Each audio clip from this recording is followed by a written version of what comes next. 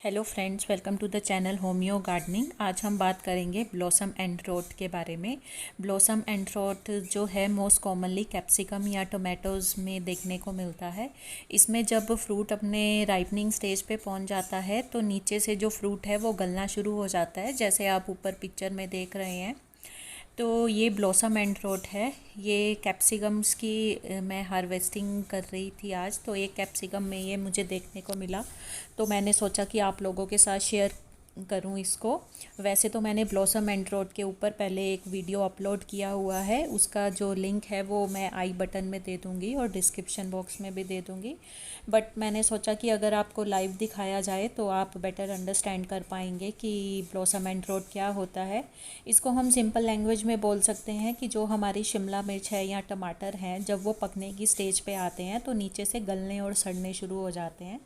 तो पहले नीचे से डार्क येलो कलर का होता है और लाइट टैन कलर का एक स्पॉट आपको देखने को मिलता है। धीरे धीरे ये ब्लैक हो जाता है या कुछ केसेस में ब्राउन भी हो जाता है, जैसे आप देख रहे हैं। और इसको ब्लॉसम एंड रोट इसलिए बोलते हैं कि ये फ्रूट के एंड पे जो है होना स्टार्ट होता है, मतलब ऊपर से अपर साइड से जो गलन है वो देखने को नहीं मिलती। जो फ्रूट का बिल्कुल एंड होता है, नीचे वाला सिरा होता है, वहाँ पे ये ब्लॉसम एंड रोट शुरू होता है।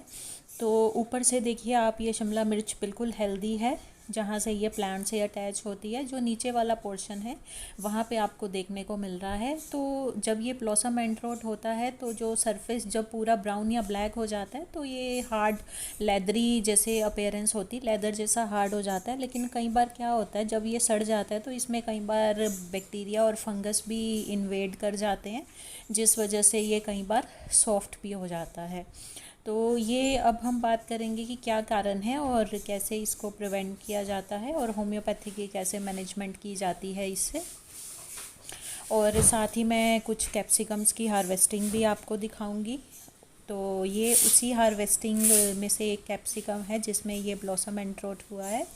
तो देखिए, जो ब्लॉसम एंड रोट है, चाहे वो टमाटर में होता है या शिमला मिर्च में होता है या किसी भी और प्लांट में होता है, तो मेन जो इसका रीज़न होता है वो कैल्शियम डेफिशिएंसी होता है।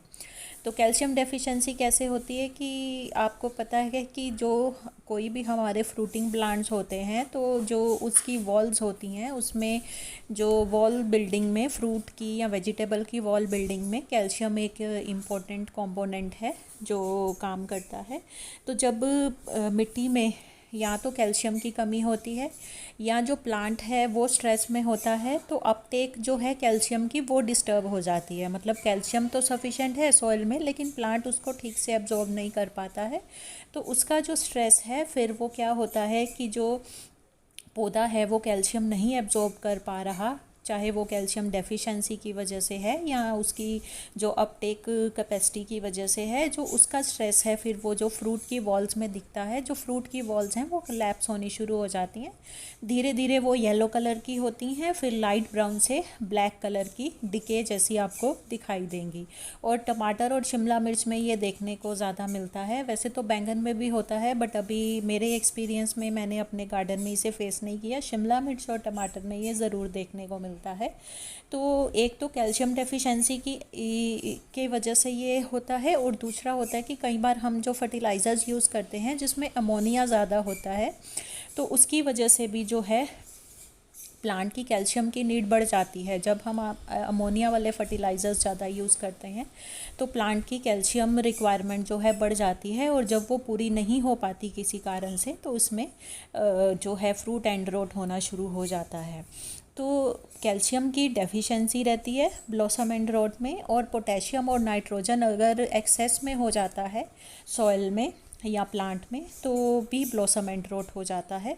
तो अब बात करते हैं कि इसकी मैनेजमेंट कैसे की जाती है। मैनेजमेंट के लिए सिंपली आप कैल्शियम के लिए जो ऑर्गेनिक वेज हैं, तो जैसे कुछ लोग क्या करते हैं, जो चॉक्स होते हैं ब्लैक बोर्ड पे लिखने वाले वो ऐड कर देते हैं, या दूध को डाइल्यूट करके ऐड कर देते हैं, या कुछ लोग चूने का भी यूज़ करते हैं। तो चूना देखिए क्रूड फॉर्म में मैंने कभी इनमें से कोई भी जो है अपने प्लांट में organic supplement as such use नहीं किया, बिकॉज मैं तो होम्योपैथिक कैल्शियम का सोर्स ही यूज़ करती हूँ।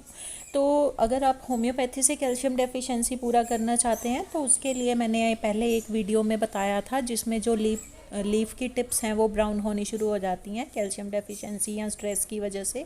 तो उसमें मैंने एक मेडिसिन बताई थी कैलकेरिया कार्ब बायोकेमिक फॉर्म में। तो वो जो कैलकेरिया कार्ब है वो चूने से ही बनती है, तो वो कैल्शियम सप्लाई करने के लिए एक बहुत अच्छा सोर्स रहती है कि डायरेक्ट चूना यूज़ करने की बजाय हम कैलकेरिया कार्ब जो चूने से मेडिसिन बनती है उसको यूज़ कर लें। तो उसका भी जो वीडियो का लिंक है मैं आपको डिस्क्रिप्शन बॉक्स में दे दूँगी। और एक और मेडिसिन आती है कैलकेरिया फोर्स, वो भी कैल्शियम सप्लाई करने के लिए प्लांट को बहुत अच्छा सोर्स रहती है।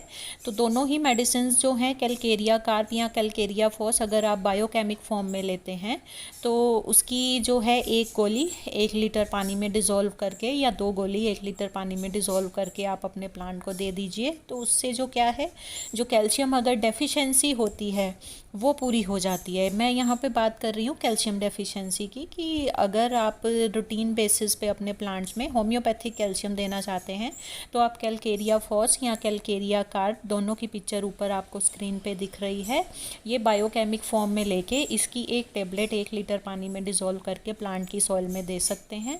इससे जो आपकी प्लांट की कैल्शियम डेफिशिएंसी है या कैल्शियम की नीड है वो पूरी हो जाती है। महीने में एक बार आप दे सकते हैं। लेकिन बात करते हैं कि ये जो ब्लॉसम एंड रोट है ये सिर्फ और सिर्फ कैल्शियम डेफिशिएंसी से नहीं होता।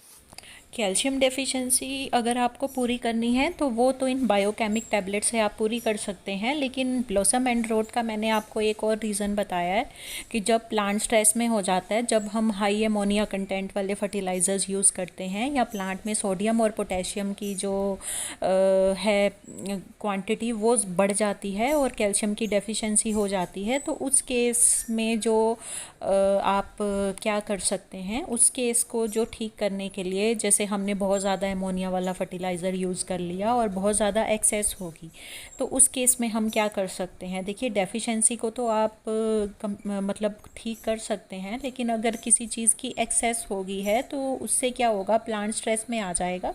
तो उस केस में या किसी अननोन रीज़न से आपको पता नहीं लग रहा कि क्यों हमारे ब्लॉसम एंड रोट हो रहा है, मतलब आपने जो उसकी कैल्शियम डेफिशिएंसी है वो भी पूरी कर दी है, लेकिन उसके बाद भी जो आपके फ्रूट्स हैं, नए फ्रूट्स आ रहे हैं, उसमें ब्लॉसम एंड रोट देखने को मिल रहा है, तो फिर आप होम्योपैथिक मेडिसिन जो पहले भी काफ़ी प्रॉब्लम्स में मैंने आपको बताई है, कार्बोवेज, ये बहुत ही ट्राइड एंड टेस्टेड है। मतलब मेरे टोमेटो प्लांट्स में और कैप्सिकम प्लांट्स में दोनों में ही फ्रूट एंड रोट की ये प्रॉब्लम 4 दिन में ख़त्म कर देती है। तो ये जो कार्बोवेज है ये आपको 200 पोटेंसी में लेनी है, 2 ड्रॉप्स 1 लीटर पानी में डिज़ोल्व करके दिन में एक बार आपको अपने प्लांट की सॉइल में दे देनी है। ऐसा आपको 4 दिन लगातार कर देना है। अगर बारिश की वजह से आपकी मिट्टी नहीं सूख रही तो आप 2-2 दिन का गैप करके भी इस मेडिसिन को अप्लाई कर सकते हैं। कार्बोवेज 200 2 ड्रॉप्स 1 लीटर पानी में डिज़ोल्व करके दिन में एक बार देनी है। टोटल 4 एप्लीकेशंस करनी है। ऐसा करने से जो आपका प्लांट स्ट्रेस में है, चाहे वो सोडियम की एक्सेस है, पोटेशियम की एक्सेस है, अमोनिया की एक्सेस है और कैल्शियम डेफिशिएंसी है, ये सबको बैलेंस कर देगा, स्ट्रेस से बाहर आ जाएगा जो प्लांट है। और 4 दिन के बाद आप देखेंगे जो आपके प्लांट में नई वेजिटेबल्स या नए फ्रूट्स आएंगे उनमें ब्लॉसम एंड रोट की जो प्रॉब्लम है वो बिल्कुल नहीं होगी, वो हेल्दी होंगे। तो ये थी सारी इन्फॉर्मेशन ब्लॉसम एंड रोट के बारे में और उसकी होम्योपैथिक मैनेजमेंट के बारे में। आज के वीडियो में इतना ही। अगर वीडियो पसंद आया हो तो चैनल को लाइक कीजिए, सब्सक्राइब कीजिए, अपने गार्डनर और फार्मर फ्रेंड्स के साथ वीडियो शेयर कीजिए ताकि वो भी होम्योपैथी की हेल्प से अपनी जो गार्डनिंग की प्रॉब्लम्स हैं वो सॉल्व कर सके। आज के वीडियो में इतना ही। Thanks for watching.